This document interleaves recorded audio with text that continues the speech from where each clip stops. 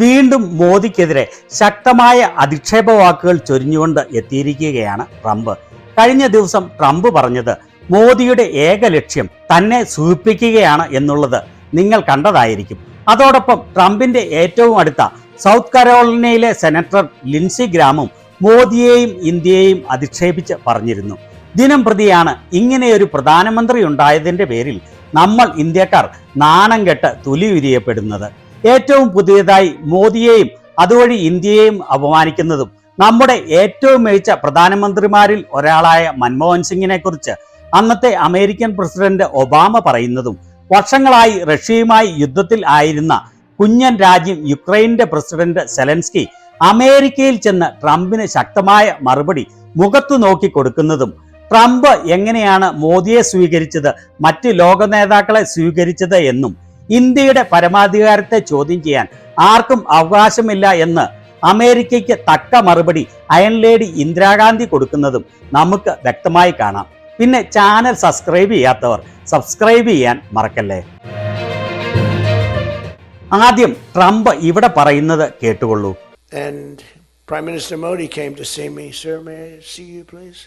Yes, I have a very good relationship with him. He's not that happy with me because, you know, they're paying a lot of tariffs now because they're not doing the oil, but they are. They've now reduced it very substantially, as you know, from Russia. We're getting rich because of tariffs, by the way. I hope everyone understands that. പ്രധാനമന്ത്രി മോദി എന്നെ കാണാൻ വന്നു. സാറേ, ഞാൻ സാറിനെ വന്ന് കണ്ടോട്ടെ please എന്ന് കെഞ്ചി ചോദിച്ചു. വന്നുകൊള്ളൂ എന്ന് ഞാൻ അനുവാദം കൊടുത്തു. എനിക്ക് മോദിയുമായി വളരെ നല്ല ബന്ധമുണ്ട്.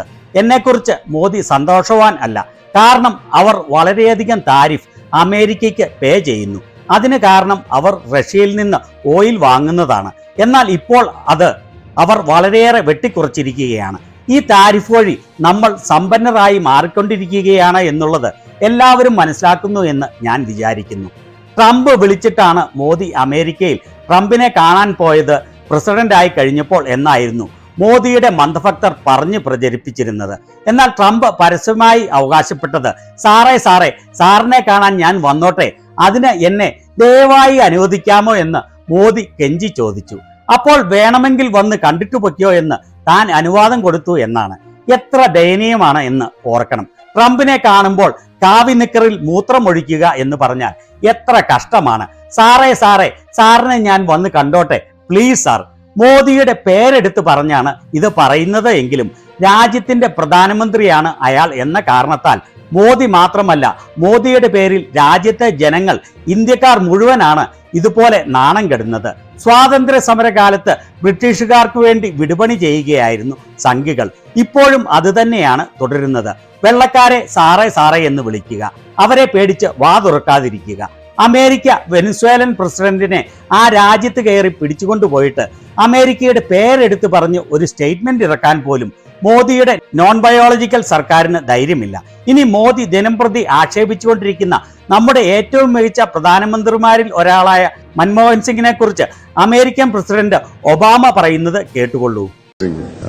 I think he's a very wise and decent man and has done a wonderful job in guiding India, even prior to being Prime Minister, along a path of extraordinary economic growth that is a marvel, I think, for all the world. Manmohan Singh വളരെ വിവേകമുള്ള ആളും മാന്യനുമാണ്. പ്രധാനമന്ത്രി ആകുന്നതിന് മുൻപ് തന്നെ ഇന്ത്യയെ വളരെ മികച്ച രീതിയിൽ മുന്നോട്ട് കൊണ്ടുപോയ ആളാണ്. അനധിസാധാരണമായ സാമ്പത്തിക വളർച്ചയിലൂടെ രാജ്യത്തിന് അസൂയ തോന്നുന്ന നേട്ടമുണ്ടാക്കിയതുവഴി ലോകത്ത് അത്ഭുതം സൃഷ്ടിച്ച ആളാണ്. ഇനി വേറൊരവസരത്തിൽ മൻമോഹൻ സിംഗിനെ മുൻപിലിരുത്തി ഒബാമ പറയുന്നത് കേട്ടുകൊള്ളൂ. ഇങ്ങനെ ഇദ്ദേഹത്തെ പുകഴ്ത്തുമ്പോൾ വിനയത്തോടെ വിവേകത്തോടെ ഇരിക്കുന്ന മൻമോഹൻ സിംഗിന്റെ കമ്പോഷറും ഒന്ന് കാണേണ്ടത് തന്നെയാണ്.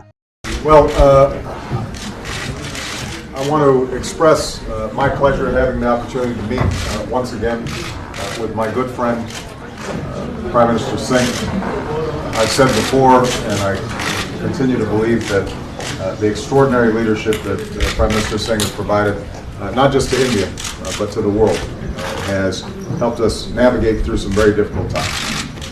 And I can tell you that here at the G20, when the Prime Minister speaks, people listen, particularly because of his deep knowledge of economic issues. എന്റെ അടുത്ത സുഹൃത്ത് മൻമോഹൻ സിംഗിനെ കാണാനുണ്ടായ സന്തോഷം ഞാൻ വീണ്ടും പങ്കുവയ്ക്കാൻ ആഗ്രഹിക്കുകയാണ്. ഞാൻ മുൻപും പറഞ്ഞിട്ടുണ്ട്, ഇപ്പോഴും അങ്ങനെ തന്നെയാണ്. ഇന്ത്യക്ക് മാത്രമല്ല ലോകത്തിന് മുഴുവൻ പ്രധാനമന്ത്രി മൻമോഹൻ സിംഗ് നൽകിയ അസാധാരണമായ നേതൃത്വം. ഇന്ത്യക്ക് മാത്രമല്ല ലോകത്തിന് മുഴുവൻ പ്രധാനമന്ത്രി മൻമോഹൻ സിംഗ് നൽകിയ അസാധാരണമായ നേതൃത്വം. എനിക്ക് ശങ്കയില്ലാതെ പറയാൻ കഴിയും, ഇവിടെ G20-യിൽ അദ്ദേഹം സംസാരിക്കുമ്പോൾ ലോകം മുഴുവൻ ശ്രദ്ധയോടെ കേട്ടിരിക്കുമെന്ന്.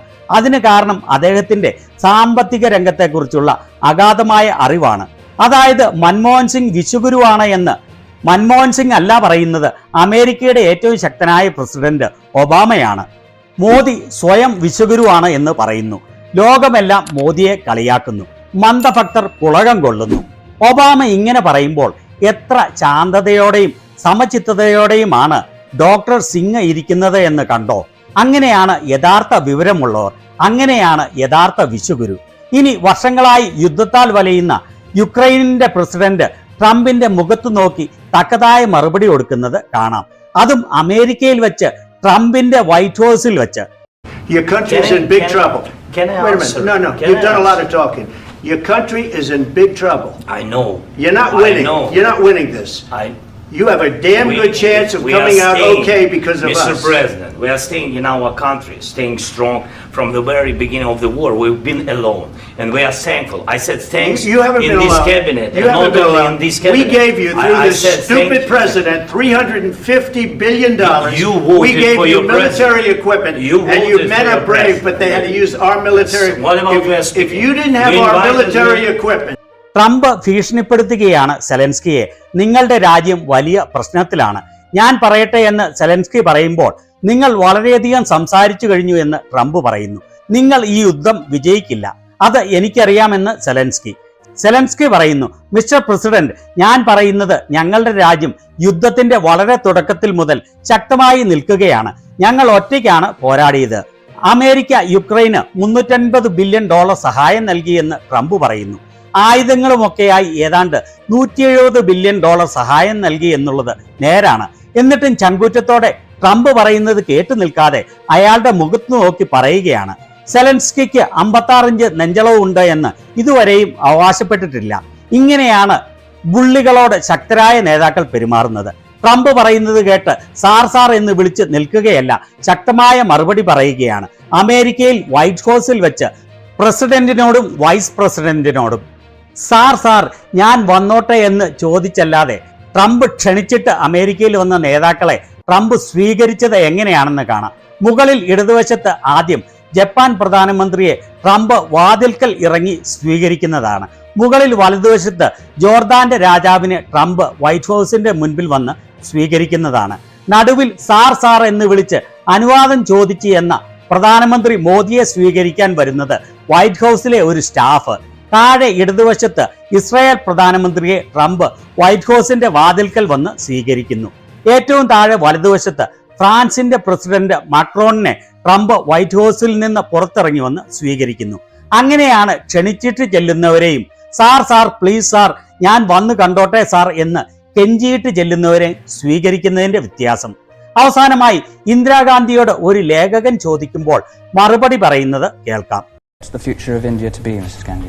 Well, the future of India is for us to decide, and we will fight it out in India. I don't think it's anybody else's business.